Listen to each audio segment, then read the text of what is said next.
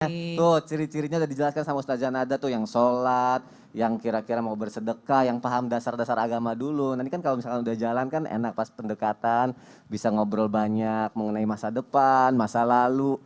Tunggu masa lalu boleh nggak ya? Masa lalu boleh nggak sih Ustaz Syam kalau misalnya ngomongin masa lalu?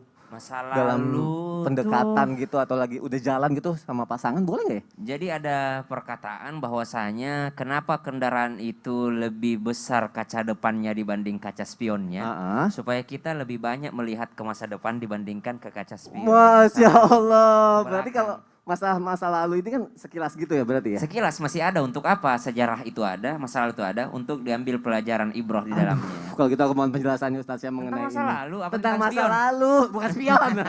Kayak tukang Baik. mau bengkel. Tabe guruku Silakan Ustaz Syam. Habib, Ustaz Nada, Mas Soni serta Waduh. guru-guru kami dimuliakan Allah Subhanahu wa taala. Bismillahirrahmanirrahim. Alhamdulillahirabbil alamin wassalatu wassalamu ala asyrafil anbiya'i wal mursalin sayyidina Muhammadin wa ala alihi wa sahbihi ajma'in. Asbahna wa asbahal mulku lillahi rabbil alamin. Subhanaka la ilma lana illa ma 'allamtana innaka antal alimul hakim. Rabbi shrah li sadri wa yassir li amri wahlul 'uqdatam min lisani yafqahu qawli waj'al li waziran min ahli. Amin amin amin ya rabbal alamin. Alamin. Setiap manusia yang masuk ke dalam surganya Allah Subhanahu wa taala itu adalah manusia yang diampuni oleh Allah Subhanahu wa taala.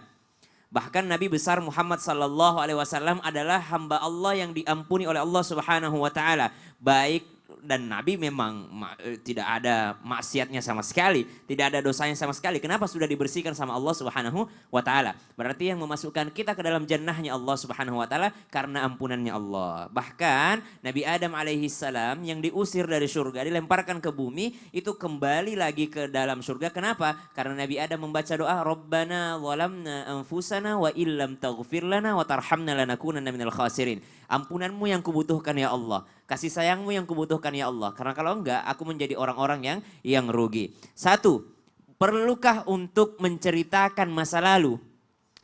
Setiap kesalahan anak cucu Adam diampuni.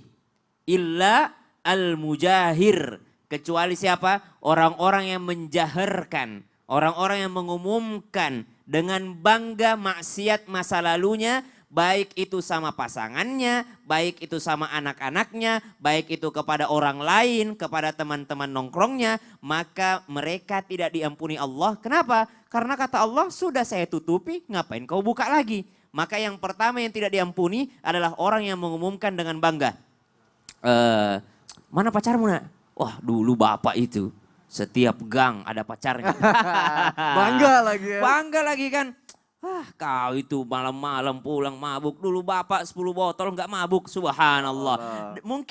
Mungkin maksudnya dia katakan ngapain sih mabuk dulu bapak tuh. Tapi dia dengan bangga menceritakan. Kata anaknya, ya wajarlah saya mabuk. Bapak aja dulu mabuk gitu. Maka jangan pernah menceritakan masa lalu kita kepada anak-anak dengan maksud. Janganlah kau begitu nak dulu bapak begitu merasa rugi. Tidak usah diceritakan. Meskipun sudah bertaubat. Allah sudah tutupi aibnya. Allah sudah tutupi yang namanya maksiatnya. Maka jangan diceritakan kembali. Yang kedua, bagaimana kalau masalah pasangan gitu ya. Masalah pasangan begitupun dengan pasangan kita. Jikalau tidak diperlukan maka tutupi aibnya.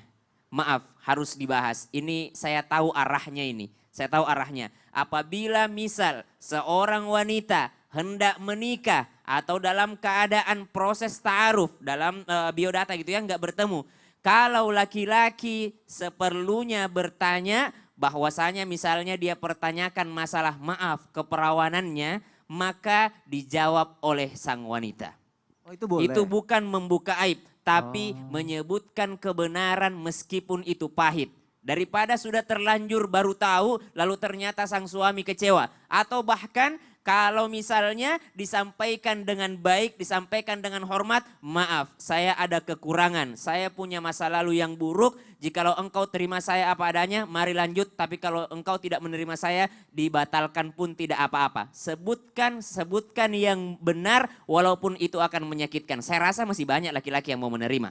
Ya, daripada terlanjur tapi ternyata dianggap berkhianat di awal. Maka subhanallah kita berlindung kepada Allah Subhanahu wa taala, tapi laki-laki yang baik insya Allah dengan niat yang tulus ikhlas kepada Allah Subhanahu wa taala, mungkin dia merasa oh dia punya dosa, saya juga punya dosa, ya. Maka kita sama-sama introspeksi diri. Berarti kalau untuk masalah yang penting satu itu nggak apa-apa ditanya dan dijawab ya. Iya. Baik, berarti tidak perlu menceritakan masa lalu, menatap masa depan ya Ustaz Oh Syam iya. ya.